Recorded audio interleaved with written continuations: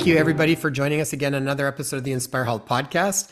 And we're continuing on with our series on living freely and what that means to live freely from a physical, mental, emotional, and spiritual perspective. And today we brought on a beautiful guest, Reverend Sheila Tillich, Recovery Metaphysician.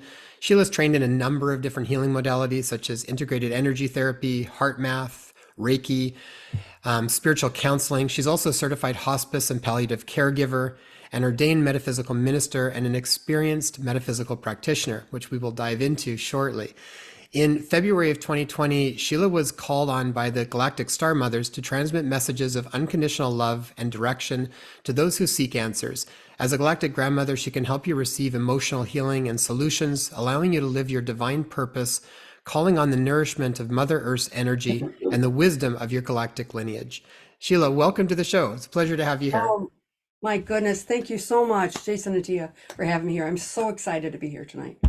Thank you. And I feel like we can unpack all of that. Like that was so much right there. Oh, there. Well, even like to start with, Sheila, I think for people that aren't familiar with this, and we've had conversations on the idea of physics, metaphysics, these different aspects, and how, there's this whole world that we think of, and this is a big transition we're making from this very materialistic world of everything matter, and then what is actually in the absolute reality is we know very little. And this is where I think the field of metaphysics starts to open up and give us some guidance around that. Literally meaning beyond the physical. So Exactly. I'm going to pass it back to you, Sheila. Can you explain a little bit for the audience just what a metaphysician is and a little bit about how your path even came to this area? Oh my goodness, absolutely. It's a mouthful, but metaphysics is about energy, all right? About frequency and energy above that you can't see. All right. And I love metaphysics because I always felt energy, but I didn't know what it was because I was born Christian, brought up Christian and knew that way. But I had the ability since I was a child. And being a metaphysician has allowed me to stand in my power, who I really am as a divine being, why I'm actually here. So as a child, I'll start kind of give a little bit of background. I came from a family of 8 children, big Irish Catholic family, and I was number 6, and I was hard of hearing. And there was actually 4 of us that was hard of hearing, but I could always see and talk to angels and hear them. But I was brought up Catholic, and they told me, I could have a guardian angel, but I couldn't, talk with angels. But so I had to hide it for a long time. But I always felt them, and I always felt the energy of people whenever I was around them. And, all my friends used to come to me with their problems and stuff like that. So I kind of like drew them all to me, my energy. And I got married very young. I started having children very young, but I wasn't happy. There was a lot of situations in my marriage. I also was brought up in an alcoholic home. Both my parents were active alcoholics. And I lived in shame for many, many years because of my background from my family, my childhood. But what happened was I got married very young, and I wasn't happy in my life, and I drank like my parents did. I didn't drink the amount that they did, but I had the behaviors that they had because that was what I learned in the environment. And so when I got married, I married somebody that was just like me, that liked to drink. And in 1985, I got into recovery for codependency because I knew I wasn't happy in the marriage, even though I didn't drink every day like my parents did. I had the isms. I had the codependent behaviors. I had the caretaking behaviors and taking care of everybody else, but not being happy inside. So, and also the angels were with me, talking to me, and I was quite involved in my Christian church. I actually was a church secretary and used to do Bible studies, but I wasn't happy. And so in 1985, I got into recovery for codependency. My ex-husband did not want to do that, but I stayed in the marriage because I was, a good Christian woman. I stayed in my marriage, and it was 8 years later when I finally got into recovery for alcoholism. Even though I didn't drink every day, I knew that it was a way that I dealt with psychosocial situations. In other words, going out with friends or whatever, I'd have to have a drink before. I couldn't understand why. I'd only have one or two, but that was kind of like part of the behaviors of not knowing how to deal with life and stressors, and how you behaved. And a lot of the people around me were just like me. They did the same type of behaviors as I did. They had families, but we, went on parties and we went camping. And of course, the most important part was getting the booze before, you went camping. But the thing was that I was unhappy and I knew it. And so I knew about codependency because I knew that it was a generational disease, meaning, usually you're brought up in it and you don't develop emotionally during those years. And so when you pick up a substance, what you actually do is stop growing emotionally when you've actually picked up that substance. But I always knew that there was more to my life. And I like to tell the story real quickly that when I was about 6 years old, I was the only child in the car. Remember, I came from 8 kids and I was number 6. And I was in the car and we lived in Tucson, Arizona at the time. And I said to my mother, I said, Mommy, Mommy, Mommy, why are we here? Where do we come from? And she pulled the car over. She turned it off. She turned around and she looked at me and she said, Honey, I don't know. That was the first, I think, honest answer she ever gave me. But my soul knew. My soul knew who I was and where I was going to go, and who I was, and of course I told my mother I'd seen angels and, she told me, don't tell anybody, that type of thing. So my soul knew where I was going and that I had to go on this journey of learning and growing and gaining all that wisdom. But I also had so much intuition. And of course, the angels were talking to me and I knew stuff and I couldn't figure out how I knew stuff. So after I got sober, my kids were teenagers then. I went to nursing school. I have 3 years of nursing for my RN. And in my 3rd year, I actually had an accident and pulled the hamstring out of my right leg. And so then I had to stop my nursing career for my bachelor's. And when I was in nursing, I started doing hospice work and I loved it. I loved it. And I was able to feel spirit and I was able to communicate with loved ones that had passed over for the person that was getting ready to transition. And I also knew how to talk with the families because I have personally had tragedy all my life. Out of the 10, I am the only one left on my family. I'm the only one left. Yep. My father died when I was 15. My brother died when I was 18. He was 17. He killed himself. And then slowly the rest of them started dying. So I've had a lot of tragedy, a lot of trauma, stress, tragedy in my life. And so when I got to nursing school and I got into hospice, I already knew what was going on. I knew how to talk with the families palliatively, how to communicate with the families. I knew how to talk with the person that's getting ready to pass over. I also was able to communicate with their loved ones that were coming for them, So it's like that kind of blew my mind, but I also knew that I couldn't ignore this anymore. I had to do something, so that was kind of like the turning point. So I was still married at the time, and I was still doing hospice when I stopped nursing school, but then I got involved with phlebotomy, and I was able to start working at one of the major hospitals. And so, long story short, as far as that, my career in healthcare, I worked in the phlebotomy department at a major hospital in Rochester, New York. That's where I live, outside of Rochester. It's up by Canada, I lost my train of thought. Okay, so I went to school for phlebotomy and then I worked for one of the hospitals and I was in the phlebotomy department for 8 years. And then I was actually recruited by the nursing department to leave phlebotomy and go into the nursing. And I was the top phlebotomist on the expert IV team. What does For that people, mean? What does that mean, Sheila? What is phlebotomy? Phlebotomy is when you take blood, you analyze blood, and then they can decide on what drugs to take and how to treat the person. So phlebotomy is blood drawing blood.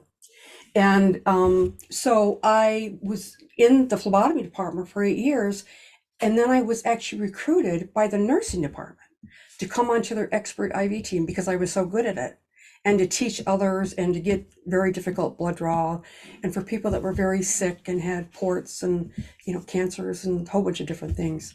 So I was able to get a career in healthcare, and then I was able to finally divorce my ex-husband, and that was really hard to do. But I was already sober, and I knew that if I didn't get a better life, I wouldn't have any chance for my children, even though they were already grown and started having their own families. So when I actually divorced, actually started looking into my spirituality. I went to mediumship school and became a medium, but I wasn't comfortable saying, I'm a medium, can I give you a reading? Because I was more of a healer, and people would come to me with their problems, and I would kind of like talk to them and give them kind of, that type of spiritual advice. And so I knew that there was more to it. And so what happened was my journey continued, and I found out about this healing modality called integrated energy therapy, which was healing with the angels. And now remember, I already knew about angels. The angels were part of me, And so also being in recovery back from 1985 all the way through to the late 20s, right? I already did the work with things that were stuck inside my energy fields. In other words, when you do energy work, you do the 12 steps. When you do recovery work, sorry about that. A lot of the recovery programs are about the 12 spiritual steps of Alcoholics Anonymous or Al-Anon or stuff like that. And it's basically about you turning your will and your life over to care of God, whatever it is. And you look at your shortcomings, why you did the things that you did. Why did you have the anger? Why did you have the resentments? And so addiction, all right, any type of addiction, is really about emotions and how you deal with life on life's terms, all right? And I do not believe in labels, meaning, alcoholics and drug addicts and gamblers are bad people, and how society looks at people like that. What I do know is that many of us learn behaviors to survive from our childhood, all right? And it lead to unhealthy behaviors and also unhealthy friends, unhealthy lifestyles. And so I did all the work in Al-Anon and AA to look at my own issues. In other words, why I was angry. Why did I drink? Why did I socially have to have something to drink before I went out with other people, And why did the only thing that my ex-husband and I did was drink? Something's not right here, And so I had to take a look at that, and I did. And so after I divorced and I actually got into mediumship school, I could feel things and see things about people, when I just meet them. And that was part of my abilities, being able to connect on the energy level with them, And so when I found out about integrated energy therapy, I decided to do that because they told me to. They had been talking to me. They told me to, so I did. What I mean they is spirit or God or my loved ones that will be with me, or mostly my spiritual guides and my angels that have been with me from the beginning of time. So I actually, I lost my train of thought. Did you just hear that noise? That was, Yeah, I did was you wondering hear what that was. that was the toilet being flushed in the apartment above me. I'm sorry.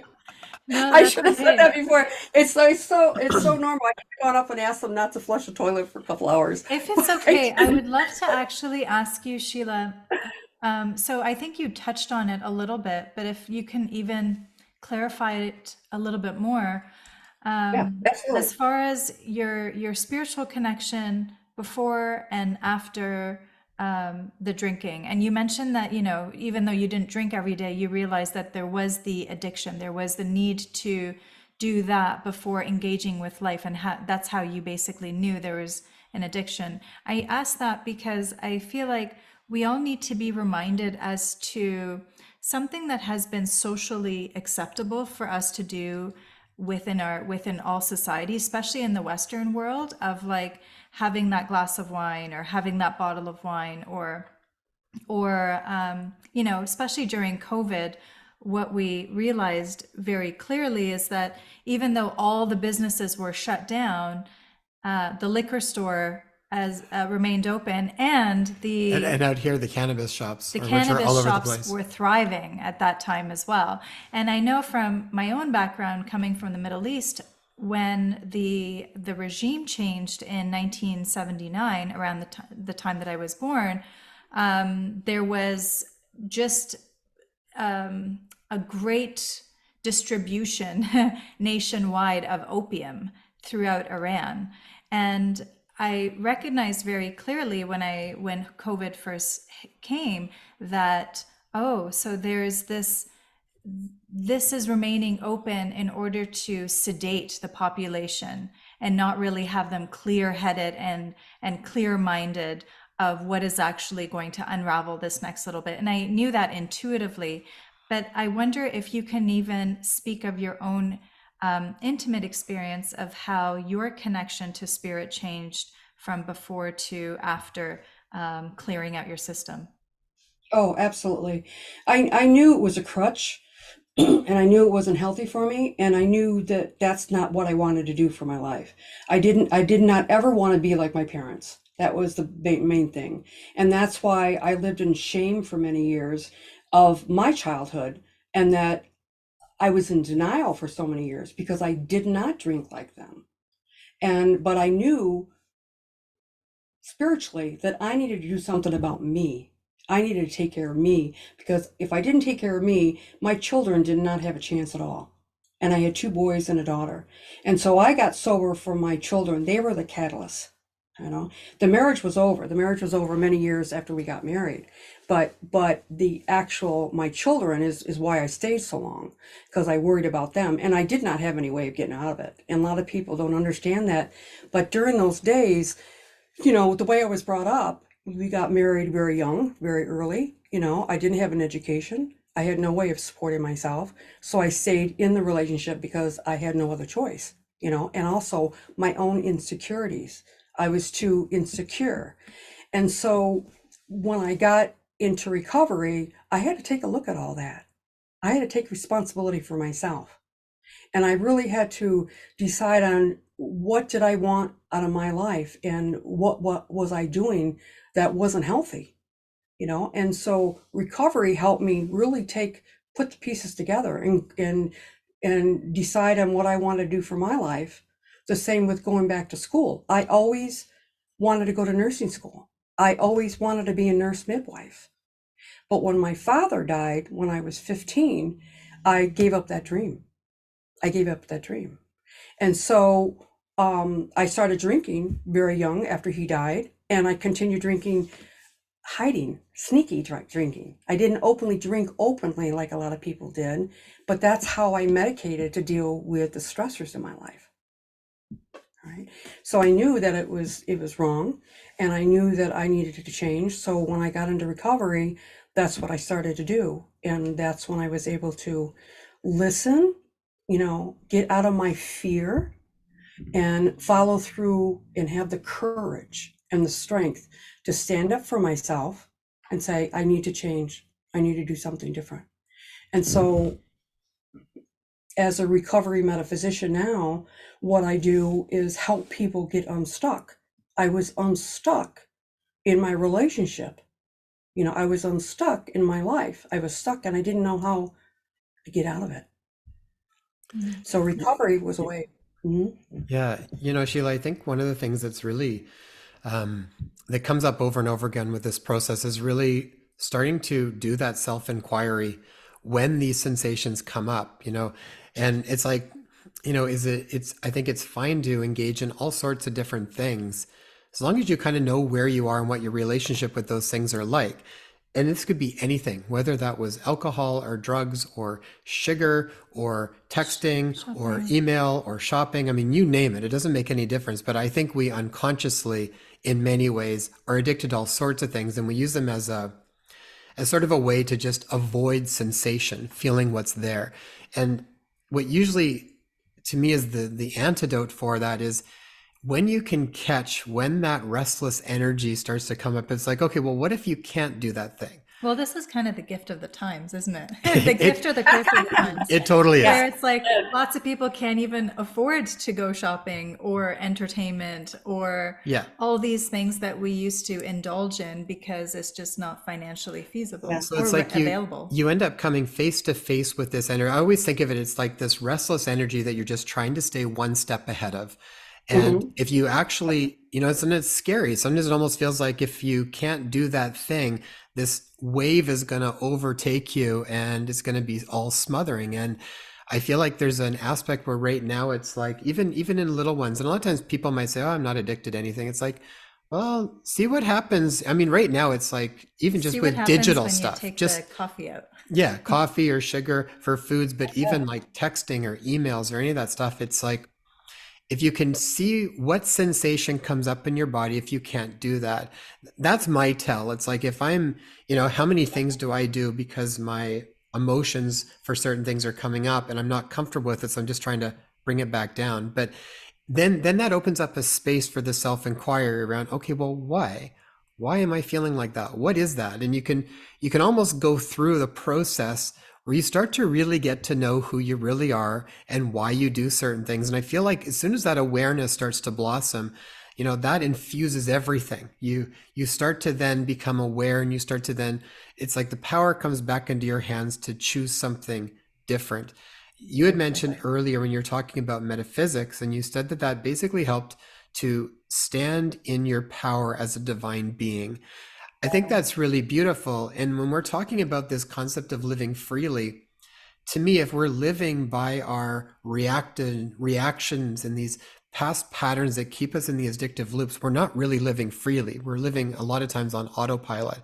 So how do you arrive at that place of standing in your own power as a divine being? What does that feel like, and how do you show up in the world from that place? It feels smothering because sometimes you feel that you don't have a choice. And that's the key. The choices is the key. That you can use the choices to change anything in your life, but you have to make a decision. You have to change what you're doing. If it's not working for you, you've got to change it. And that's where people get stuck. They don't know any other way. And I have a course called Sobriety Through Spirituality, where I take people back into their childhood to find out how they learned these behaviors. How did they learn to not deal with life? And so it's your choices that you make, and you need to change them, but you have to look and see that there's a problem first of all. That's where I think internally, going with inside, where you need to stand in your own power as a divine being. Look at yourself. Look at yourself. And then, we, see all the actual help that is out there now that is coming towards us. We live in a time that we can actually pull upon those helpers, and that's what I love about being able to be in touch with the angels and feeling the spiritual part, is that I trusted and that I actually listened to the love that I knew that was deep down inside, which was the angels and the spiritual part, that I could change, but I did have to take action, and I had to change. Mhm. With your hospice experience, what were some of the insights you gained there for working regularly with people who were stepping beyond this physical world? What were some insights through your experiences there? Well, insights was that they knew that they were stuck, but they didn't know how to get unstuck, and they didn't know how to dissect what was going on in their life. In other words, well, how do I go about changing, my job? How do I go about doing that? They don't realize is that their whole life is wrapped up in things that they've been programmed to believe. They've actually been the belief system, what they were brought up with, and they don't realize that that was really not their belief. They have to find out what their belief is, and that's what I think is with this new energy that's here. A lot of us are awakening up that we have a new way that we can look at it, especially with the COVID. It was like, it doesn't make any sense. Everything was coming to a head. Is that I'm not happy and this isn't making any sense. Well, bring that back to your own life. How are you mothering? How are you in a relationship? And a lot of people start to wake up and get the insight of saying, well, wait a minute, maybe I should do different. Maybe, I shouldn't stop being the victim, and playing that victim role and start taking responsibility, and doing something different. So usually people, when they come to me, they have been referred to me by other people that have gone through it or are unhappy with their lives, and they don't know how to change. They just know that they're unhappy. And the insights I get from them is, I didn't know where to turn, and you were my last option, and somebody said something to me and it clicked, and I just knew that you were the right person. So I truly believe that us as souls, we know who to help, and we know the right people will be brought to us, as long as we stand in our power and say, okay, I'm here to be of service, so I'm going to put myself out there. Just like with me, it's like all the recovery stuff that I did was exactly what I do now, helping people look at their own issues. Why do you do the things that you do? How about let's look at other things that you can do besides, what you're doing that's not happy for you or not healthy for you. So everybody's individual, everybody. Yeah. Sheila, you had mentioned the new energies. Can we chat a little bit about that? So as far as, because there is big changes that have been taking place. I know we've done lots of talking about that and with lots of different perspectives, but I'd love to hear from your side of it. What are some of these new energies that are taking place? We can maybe even go from, 2012 up until where we are now and what's kind of going on. Yeah. And give some people some grounding as to why things are playing out in the way that they are, why there's so much upheaval, why there's so much challenges right now that people are experiencing. Okay, so the new energy, since 2012 is really, the possession of the equinox and when the energy portals started opening up. And a lot of people really don't understand that. I understand that. I'm also I do shamanic work and connected with the earth, and I always knew that I was connected with the earth.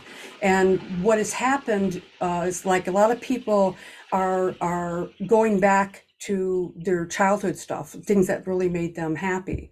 And they're starting to realize that they like being outside. They like to be grounded, and by the earth and stuff like that.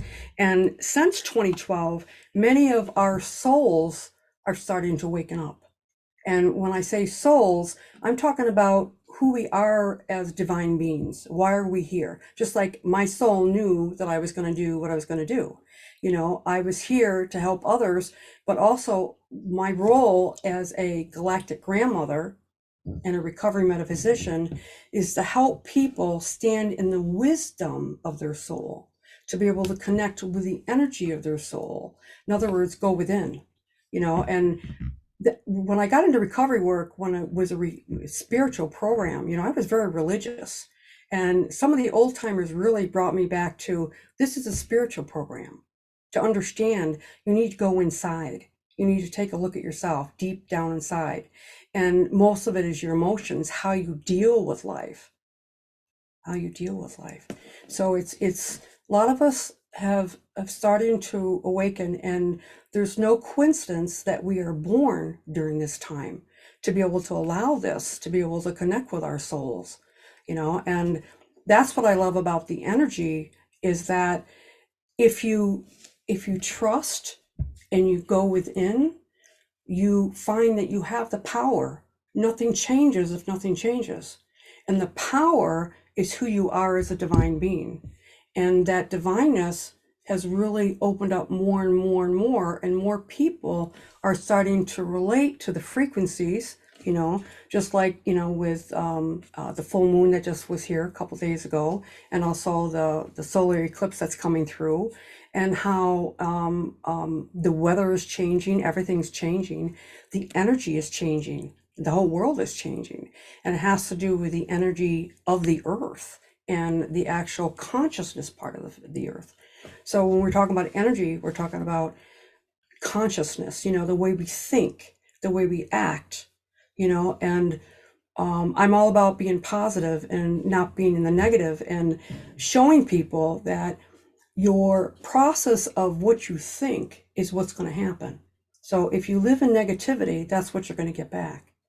So if you live in positivity, that is where your life is going to go beyond what you have now. You have to take the action, but be in the positive energy. And we all have it, and it's our choices. And what I always tell people is that you have two choices. You can live in love or fear. And love is divine energy. It's love. And fear, ego, anger, and things that are more negative, it's a lower vibration, and the energy here is totally changed since 2012. And, we could go into a whole show about that, as far as the consciousness fields and what actually happened and stuff like that. But for everyday people, they're starting to feel the changes in this energy in this last 10 to 15 years, even the last 5 years.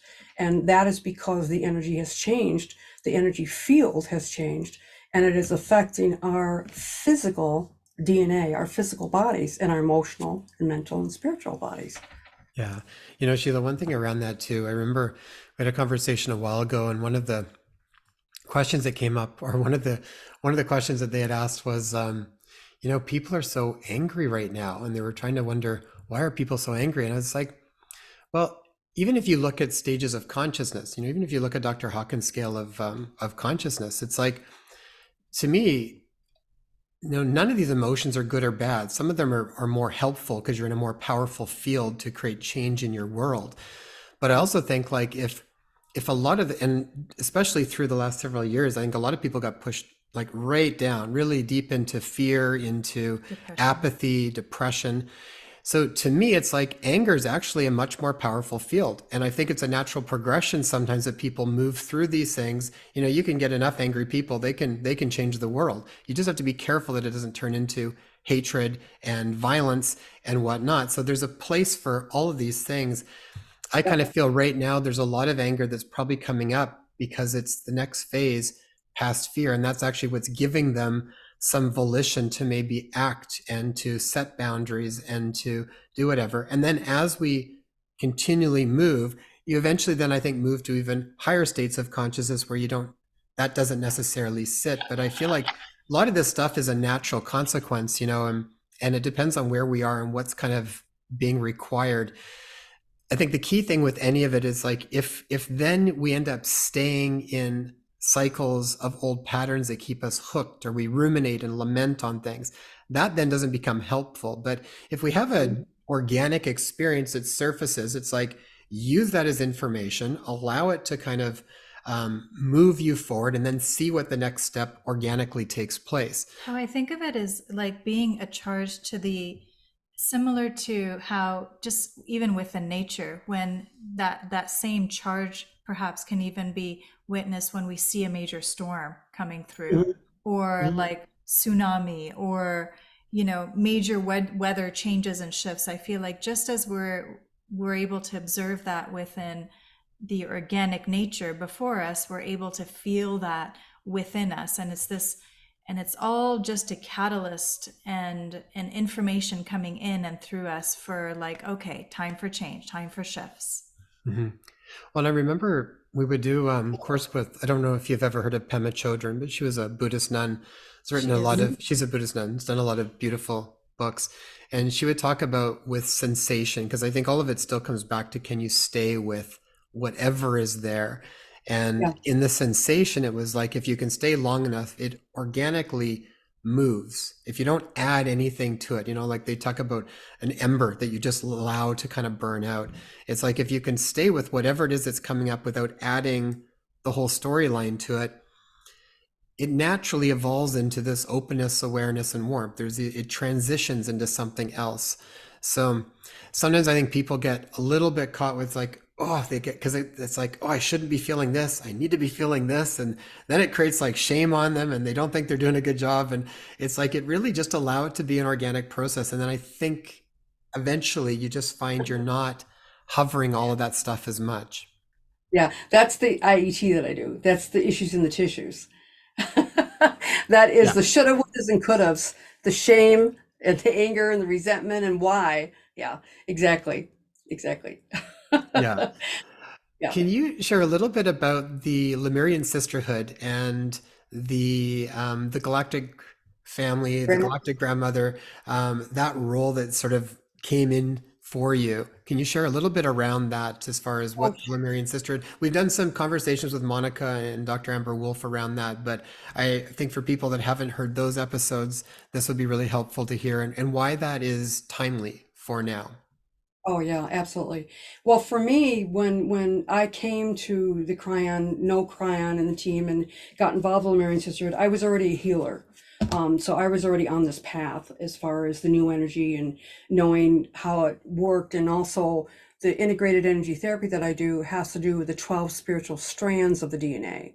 In other words, your soul's potential, and the issues that are stuck within this cellular memory.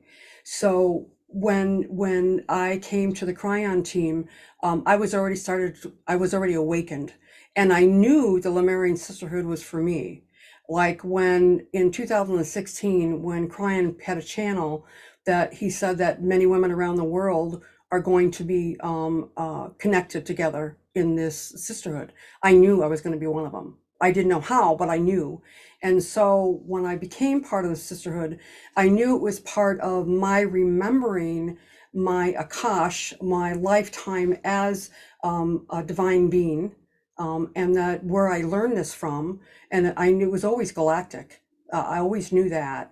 And Lemurian Sisterhood is about awakening women to their Akashic remembrance of why they're here, right? And helping balance the earth, male and female, and this is the time for the divine feminine and the divine masculine to come together to find the balance in this new energy.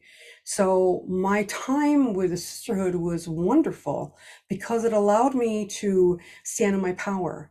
I was able to learn all about, being in Lemuria, what was Lemuria was like.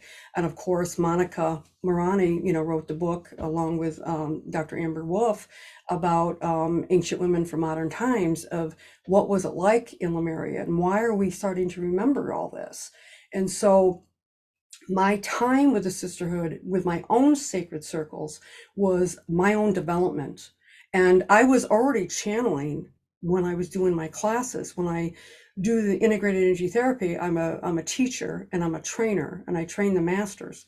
And I would start to channel different entities like Saint Germain, and Kuan Yin, and a lot of the ascending masters that are here with us now. And I knew it was all connected. And I also knew shamanism. I went to shamanism training in 2013. So when I came to Lemurian Sisterhood, I already had that background, and I knew I was following what my divinity, what my life was supposed to be like. And so it was like my own evolution as a soul. And I am so very, very grateful for his sisterhood because it awakened who I really was, and to help me stand on my power to do what I do now, to help others awaken. So the Galactic Grandmothers, they came to me in 2020 when I was actually up in Ottawa, Canada with Dr. John Ryan, who actually founded Unity Field Healing. and he's also part of the Cryon team. He had me, he did a presentation. He used to do them in person. This is before COVID. And the transmissions, matter of fact, it was in August of 2019 when Cryon was actually in Ottawa, Canada, and did an event up there where the Syrian Blue White collectives came out. And Cryon John was the actual host for the Cryon event, and Unity Field Healing was just getting really underway, and they told Dr. Ryan that he was going to be doing transmissions, and Cryon told him that yes, this was part of the new awakening with this new energy that's here. So Unity Field Healing is about this new energy. And so in 2020, I went to one of his presentations and he gave an opening prayer as being an authorized host for the Lemurian Sisterhood. And it was when I went there, the Star Mothers told me that from then on, I was going to openly channel them and that they were responsible for training me and for getting to me where I was all that time through the sisterhood, through my mediumship, all that stuff. So it was all part of me growing as a soul and stepping into my power and what I was here to do. You know, so it's wonderful how it all comes together. So Yeah, when we're talking about galactic family, we're talking about a much bigger idea of who we think, who we well, yeah, previously thought we were. So it's not just the biological family that we were born into within this physicality, in this realm, on this planet. But what you're saying is that our existence and who we are is much bigger and much more expansive. exactly.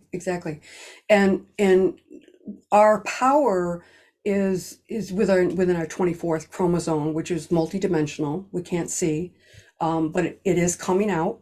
It is, you know, it will be found in science. And the 24th is about an heightened intuition. It's about the wisdom, the esoteric wisdom of the soul. What you know, what you learned from the galactic family. So Lemuria, all right, was about the first civilization where we got the chromosome, the 24th chromosome, our DNA, and it's 23 visible physical chromosomes, but there's actually a 24th, which is multi-dimensional, and that came from our Pleiadian star mothers. All right. And so when we talk about Lemuria, we talk about our Pleiadian star mothers that gave us the DNA that we have now. And that's what the Lemurian Sisterhood is about. What are some of the different ways that people on this path can facilitate that natural progression of sort of tapping into those changes that are taking place in our DNA within the chromosome? I know we've talked with, things like pineal tones and meditation and being in nature, and then I think acting more and more from that direction rather than from the thinking mind and whatnot. But what else have you thought about as far as what practically things that people can actually do And not do and yeah stop doing. yeah exactly Exactly. Well, first of all, don't listen to media, get away from the negative stuff. Be around people that are like-minded, that think the way that you think. And that's what I actually started. The Star Mothers had me start a group called the Lightworkers Connection Circle.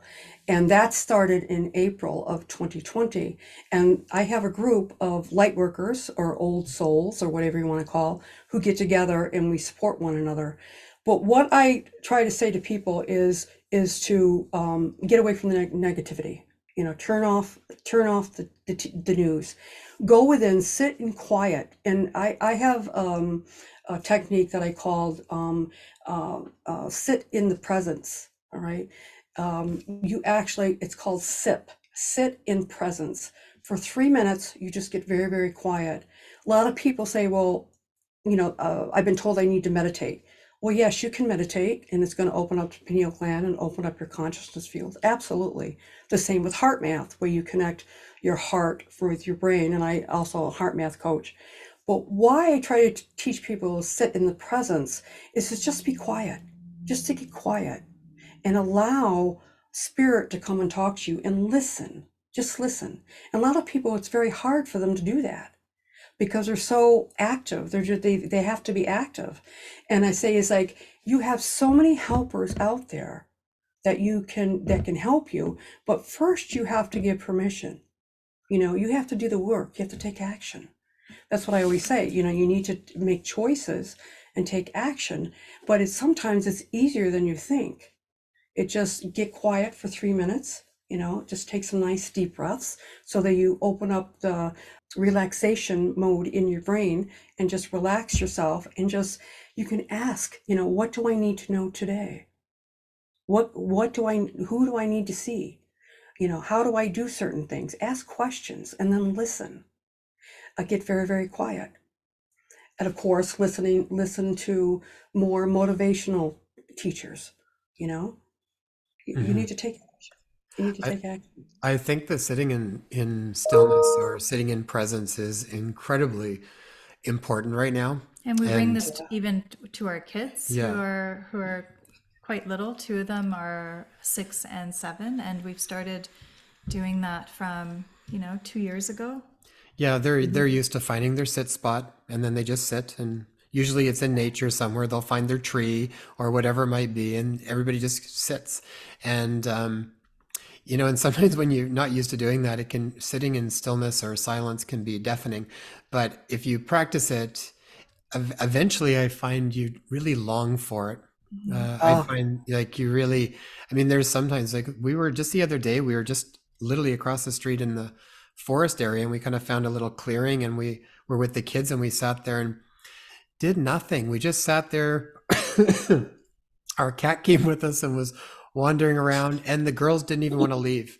We were there for probably 45 minutes, and it was a really beautiful yeah, space and time. and they're like, no, we moment. don't want to go yet. And it's like, that's great. Let's just sit.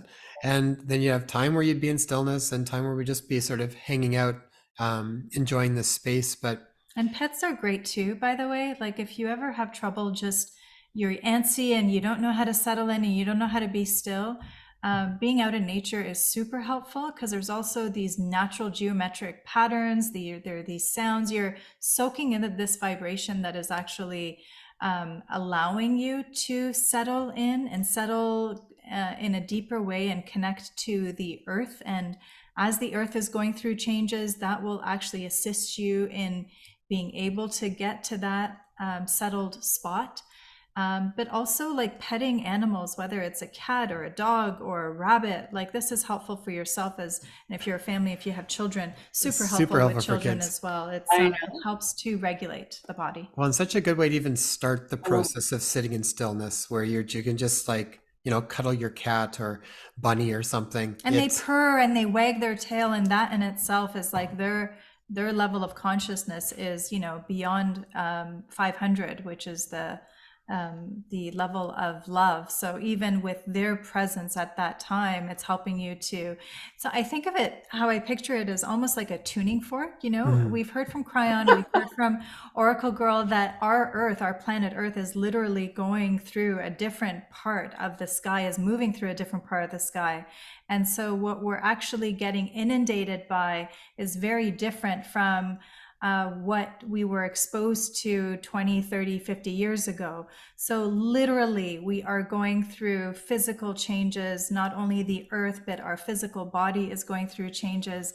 And so as we're tuning in and resonating to that, different resonance or tuning fork, we're kind of also being shaken, where all these things that we were attached to before, or that we longed for before, or we found value in before, they're actually just kind of being discarded and let go. And the more we kind of hold on to the old, whether it's that career or our old ideas of success or relationships, all these things that were not really working before, we are going to have a tougher time, because those things are going to fall away, because they're just not going to be in resonance with this tuning fork that is sounding very different now. Well, that's what causes so much of the chaos, because I where know, I know. there's a So letting it's like go. the flushing of the toilet Yeah. when things are literally going to shits. You just got to let And it go. I know it is it I'm chuckling because I was just talking to that one of my clients a couple days ago. We were doing the tuna forks, so we were just talking about that. And a lot of people say to me, "Well, how can I make a difference? I'm nobody." I said, "Well, you are somebody. It's your vibration. If you resonate at a certain vibration, if you just be calm, go with inside and just send that vibration out, you are sending it out into the field. You are making a difference." Especially when you're in the store. How many times have we been in the store and, you see some unhealthy behaviors out there with parents with their children and the kid, you could see kid is mortified, just send them love. Send it out through your heart. Just send them a lot of love and compassion. And it's like you are a light worker. That's what you're here to do, is to help each other and send that vibration because it's so phenomenal out there. We can make a difference, each and every Yeah. one of us. Yeah, and even like when these certain emotions come up, such as whether it's helplessness or hopelessness or despair or depression, I feel like if we can actually, spend that quiet time, that sip that you were speaking of, and really just settle into it. And it's not needing to analyze it or make sense of it or figure it out, but it's really coming to that stillness so that you can get better informed when you are then soaking in that deeper sense of knowing. You'll understand that oftentimes these emotions come up because we're either doing or not doing what our sole purpose is, what we're truly feeling intuitively that we need to do or not do or do more of or step into. And it's when we start to really align excuse me, with that inner knowing, then things will start to fall into place. So when we let go of the censoring of ourselves, or when we do speak more of our truth, even when it's uncomfortable, whether it's be for ourselves uncomfortable or uncomfortable for others to hear. But when we just do more of that, without the shame, without shutting down, then we're stepping more into the frequency of joy, of just being ourselves, and that feels liberating and freeing in itself. And not in a way of trying to convince other people of anything or of your point of view. I think it's just showing up authentically who you are and being that in the world. And because it's like a lot of times I don't think we even realize the ripples that we create, but it's like just by showing up and operating from that place more and more and being that in the world, even if that sometimes comes up and makes people uncomfortable, that can be an okay thing. That's not always a bad thing. And again, saying like, it doesn't mean you're going out to try to convince anybody, but it's like, if something organically comes up in you and you feel yourself kind of push it back down, I think those are good things to pay attention to as to why do we, when do we, what comes up around that. Yeah, a lot of people that I work with, they don't understand why they have the emotions that they do, why they get triggered the way they do. And what I try to help them understand is, how did it get stuck in the first place? That's where we go back to how, where did you learn those things, and why does it affect you now? And that you have choices that you can change that. You don't have to stay in that energy of being stuck or having the pain, and to turn it around and look at the joyful stuff. Absolutely. And what can you do out there to show the compassion? But they always say, changing my attitude, a little bit of gratitude always changes my attitude, having gratefulness and being thankful about whatever you have. And somebody is always less fortunate than you, and I learned those traits from my parents. And, even though my parents were active alcoholics, I learned so many good things from them, and I'm closer to them in spirit than I was in human form, so I love my life. I love the wisdom that I've gotten from it, and I love helping others to see the power that they have within inside themselves. Just go inside. Just go inside. We were listening to something the other day from Bashar, and I really liked the way he explained around abundance, because we often, we can get very focused on the piece that we don't feel like we have or we want more of. And he was talking about in relation to sort of money, and how basically we really focus so much on money now. And I get that because society's so been built up around that. And I really feel like we are in part of a transition where things are going to look differently within our lifetime, where I think this dependency on it will probably look different, and we'll have different ways of Maybe in the working next with few people, years. hopefully. But he was saying, you know, some people it might be money, some people it might be family, some people it might be services that you have to barter, some people it might be more time or more. So it's like, if you can kind of look at where does abundance show up in my life, so you can actually see that, it helps to kind of get out of seeing only the part that you seem like you're missing. Because, you know, I wrote a book on gratitude. We wrote a book called Letters That Move the World, Intentional Acts of Gratitude, years back, to create a collective transition where people could feel this and exchange letters over a period of time to create a global shift in consciousness. But the reality is like, you have to genuinely connect to it. And a lot of times if we're intellectually trying to get there, it's not the same thing. You know, you're trying to get there, but you're not feeling it. So what I liked about the way Bashar talked about this was like, okay, well, we can focus on this. Like, what parts in my life, even any little piece, where is it showing up where there's something there? Rather, and it helps you get away from the part that you're missing, because everybody can find a part somewhere in their life that they're missing that they'd like more of. But if we can connect to genuinely that feeling of abundance and gratitude for something that is there, whether that's like, okay, maybe there's not a lot right now or challenges with finances, but I've got a really great relationship, or my kids are really happy, or my health is good, whatever it might be, it's like you can kind of tap into a piece of it that's genuinely there. Absolutely. Absolutely. We were talking before the recording about the ways in which we might feel, so many viewers and audience members have reached out to us about this as well, in that even the conversations and the discussions that we're partaking in, particularly these past few years, has been one that has felt, excuse me, like home for them, because they have felt very disconnected from their family and close friends. And we were talking about how we feel like a really genuine, heartfelt connection with so many whom we haven't even met face to face yet, in person yet, across the globe, because there is a mysterious sort of bond that we are tuning into. And I was wondering if you could speak a little bit more to that and what you're finding, especially these past few years. Exactly. What I'm finding and what I try to share to people is that I'm very transparent, and a lot of people, that's what they say about me. You know, I'm authentic and transparent. But what it is that I like to come from intimacy. In other words, let you see inside me, being real and talking about things, just like me telling about being an alcoholic, you know, and my childhood, and telling my whole story. A lot of people say, well, how can you say that? It's like, well, this is, if you share it, it will touch the hearts of other people to know that they can share too, that they're right there. And that's where they want to resonate with. They want to be around somebody who can be authentic and real and be honest, and not have fear that whatever they say, that they're not going to be accepted. You know, it's about being transparent, about showing the love that you have, and knowing that we're all on this together, every single one of us. Be intimate, intimacy. You see me and I see you, and we are one. Intimate. Yeah.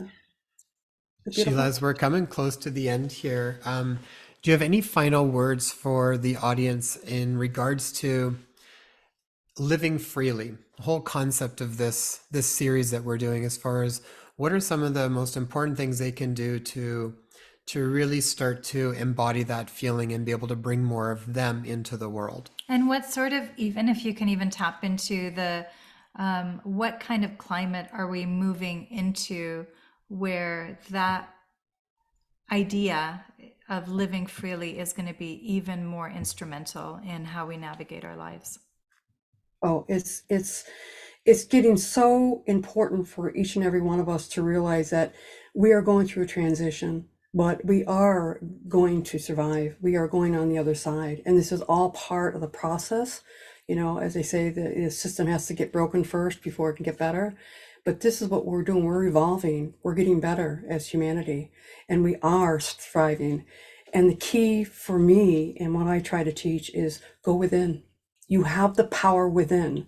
That's why we're here as souls. We're here to share our wisdom, to share our love, and to move forward in this evolution. You know, it's all part of the whole process of evolving and standing in our power. Sheila, where can people learn more about the work that you're doing? Where's the easiest place for people to find you? Absolutely. You can go to my website, and my website is SheilaTillich.com. That's SHEILA. T is in Tom, ILLICH.com. And also I have a YouTube channel, Sheila B, Holistic Healing Holistic Healer. So you can go to my website and it has all the links down below. You can contact me that way. As usual, we'll have all of those links in the show notes. You guys can check that out and go and check out more of what Sheila's doing and all the different offerings she has. Sheila, that was a really great conversation. Thank you so much for joining us on this series. Thank you, Sheila. Thank you. Thank you for having me. And I hope to talk with you again. Thank you so much. You're Okay. welcome. Bye-bye.